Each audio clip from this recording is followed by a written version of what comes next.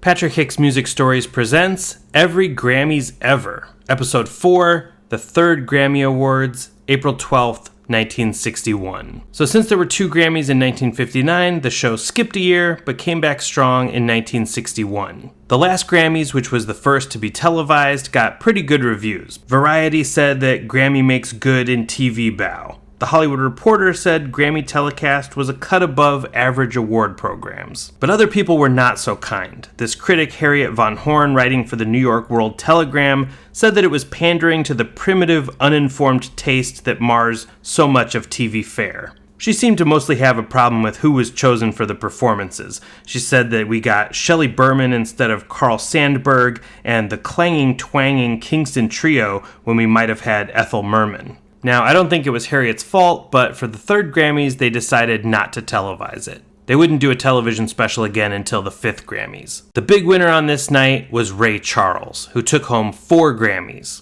Unfortunately, he didn't take home any of the big 4, but his song Georgia on My Mind took home Best Pop Vocal Performance Single and the somehow different Best Performance by a Pop Single Artist.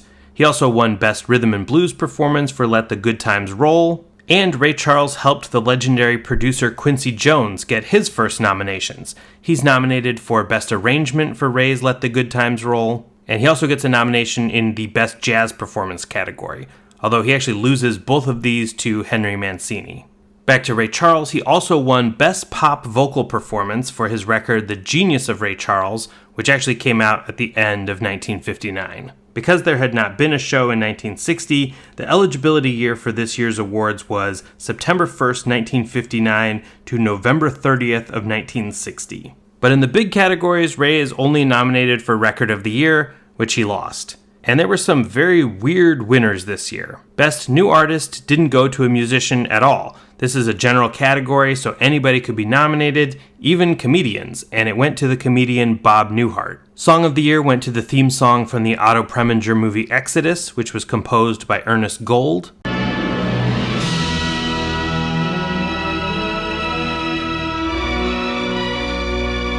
And Record of the Year also went to a song from a movie, Percy Faith's version of the theme from the movie A Summer Place, a movie which starred Sandra Dee, who in 1960 actually married last year's big Grammy winner, Bobby Darin.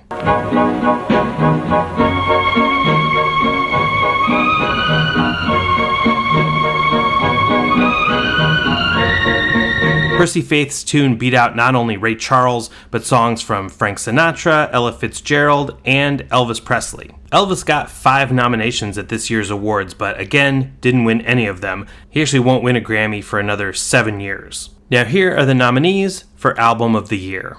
Best New Artist winner Bob Newhart is nominated for his album The Button-Down Mind of Bob Newhart.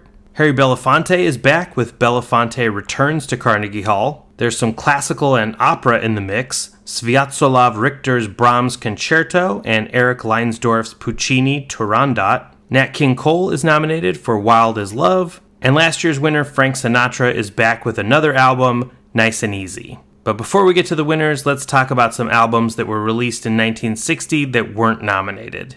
John Coltrane's Giant Steps. Obviously, you're seeing a trend here with Coltrane. He wouldn't even be nominated for a Grammy for another few years, and he would only win 1 in his entire career. Then you have Miles Davis's Sketches of Spain. This actually did get him his first nomination and first win this year. He won in Best Jazz Composition of More Than 5 Minutes Duration, but he wasn't nominated for Album of the Year. Etta James, At Last. Etta got her first nomination this year, but only in the Best R&B category. And Joan Baez, her first album was released in 1960, which is not her greatest album, but she wasn't nominated for anything, and she has never won a Grammy. Another thing to note about the year 1960, this is the year that the National Academy of Recording Arts and Sciences adopts an official credo.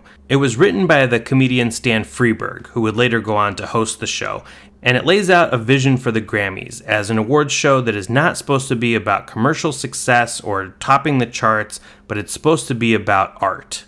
Stan Freberg wrote that we, the National Academy of Recording Arts and Sciences, being dedicated to the advancement of the phonograph record, do pledge ourselves as follows. We shall judge a record on the basis of sheer artistry and artistry alone. artistry in writing, performance, musicianship, and engineering. We are concerned here with the phonograph record as an art form. If the record industry is to grow, not decline in stature, if it is to foster a greater striving for excellence in its own field, if it is to discourage mediocrity and encourage greatness, we, as its spokesmen, can accept no other credo.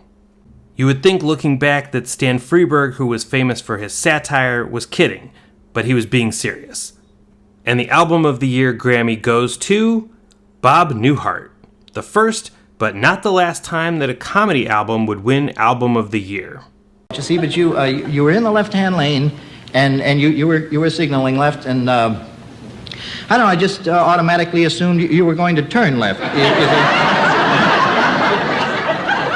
Same deal, fella! Thank you for tuning in. We'll see you next time for the highs and lows of the 4th annual Grammys in 1962.